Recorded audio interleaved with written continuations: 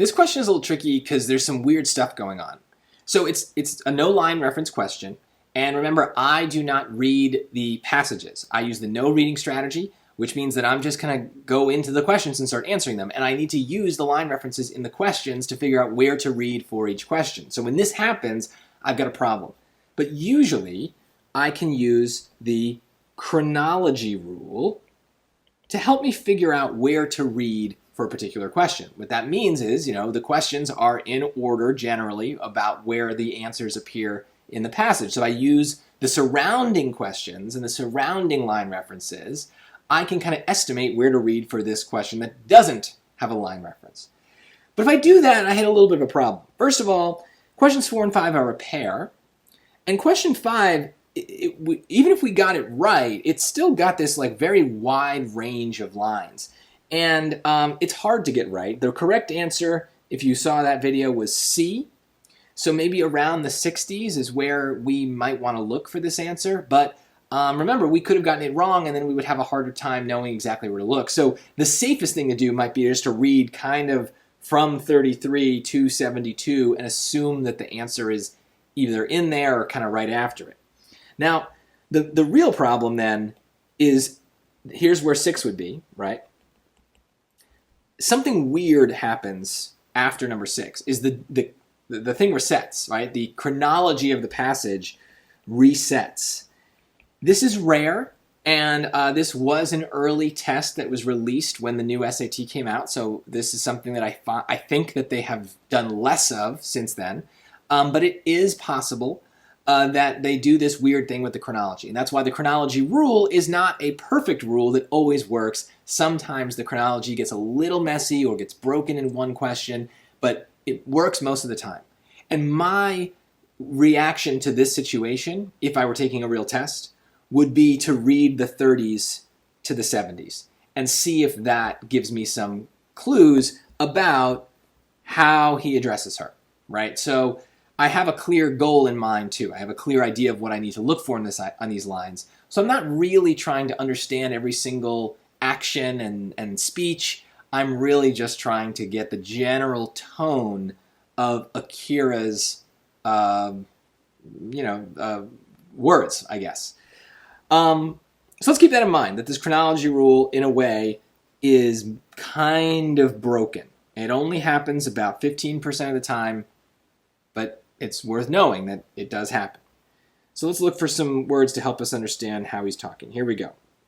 Madam, forgive my disruption, but I come with a matter of urgency. His voice was soft, refined. He straightened and stole a deferential peek at her face. In the dim light, his eyes shone with sincerity. Chi felt herself starting to like him. Come inside, get out of the nasty night. Surely your business can wait for a moment or two. I don't want to trouble you. Normally, I would approach you more properly, but I've received word of a position. I have an opportunity to go to America as a dentist for Seattle's Japanese community. Congratulations. She's amused. I'm sure, how am I involved? Even noting Naomi's breathless reaction to the name card, she had no idea. Akira's message, delivered for like a formal speech, filled her with maternal amusement. You know how children speak so earnestly, so hurriedly, so endearingly, blah, blah, blah. Okay, so maybe this goes with it. Hurried, endearing, earnest. Okay. It was how she viewed Naomi, even though Naomi was 18 and training endlessly in the arts. Okay, this is about Naomi. Akira blushed. Depending on your response, I may stay in Japan. I've come to ask for Naomi's hand. Does Naomi think of your ambitions? We have an understanding. Please don't judge my candidacy by the unseemliness of this proposal. I ask directly because of the use of a go-between takes too much time. Either method comes down to the same thing, a matter of parental approval. If you give me your consent, I become Naomi's Yoshi. We'll live in the house of Fuji. Without your consent, I must go to America to secure a new home for my bride. So, look, there's a lot of stuff here, and there's things I'm kind of skipping over, but I'm really just looking for how he addresses her. And we can see that, it's very positive. We can stay pretty dumb about this for now. We can say that it's a generally positive way that he's approaching her. And I think the word up top that kind of does it best is deferential. And that might be a tough word, but if you're deferring to someone, if you're being deferential, you're being respectful. So that would be my kind of dumb summary of what I just read, right? Not a very nuanced, complex way of describing those lines, but enough to understand the most basic version. And now with that, let's compare that to the choices. If I need more details, I can always go back and get more details. But I don't want to do all the work of getting all the details if it's not going to matter. So let's look at these. So he's addressing Chi with affection but not genuine love. Well, I guess that's positive. And he certainly doesn't love her. It's like the mother of the girl that he does love. But maybe this choice is a trap that's trying to confuse us between the different women in the passage. This seems odd. I don't think he's being affectionate towards her, but we'll keep it. It's positive, so that's good. Objectivity, but not complete impartiality. Well, objectivity, the whole definition of that word is that it's neutral, right? Neither positive nor negative, right? If you're objective, you're just reporting the facts. He's saying he loves this woman's daughter and he wants to marry her.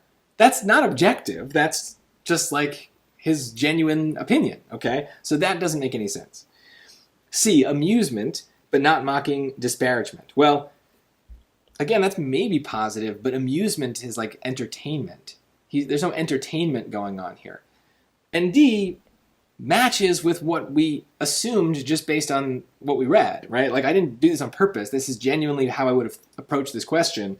Respect, but not utter deference. And I know that that's weird because we said that he was being deferential. Utter in this case means total. So yes, he's being respectful, but he is saying a lot of like, please don't judge me. I'm sorry that I, came here. I don't want to trouble you. I'm sorry I just like showed up. He realizes that he's breaking tradition and just showing up on their door and saying he wants to marry this woman's daughter because he's got to run off to America tomorrow. Like, he's being forceful. He's still saying what he needs to say. So he's being as respectful as possible, but he is also kind of doing something that's a little, roguish. And so that is why that last part works. And so now if I did need to dive deeper, I would be looking to see if there are any words that match the concept of affection, that match the concept of amusement. I'm not going to find those words, but if I look for phrases that match the concept of respect, I am going to find a bunch of those words, and that repetition is what makes me really confident in choice D. So be dumb at first, that's okay, but then if you need to, you can start to pick apart the choices and pick apart the lines, but the more something is repeated, the more likely it is to be correct, and I think that that's what's going on here. So the chronology rule the fact that it was broken didn't really bother us too much. We kind of still were able to look in a decent area of the passage, and if this didn't work, we could always go to the beginning and kind of start over. That's the good thing about the no reading strategy. If they break the rule and you can't figure out where to read based on the normal chronology of the passage, you can always read more. So that's fine. That's why it's not a big deal. You can always read more, but we start by reading less, we start by being dumber, and we do more work only when we have to.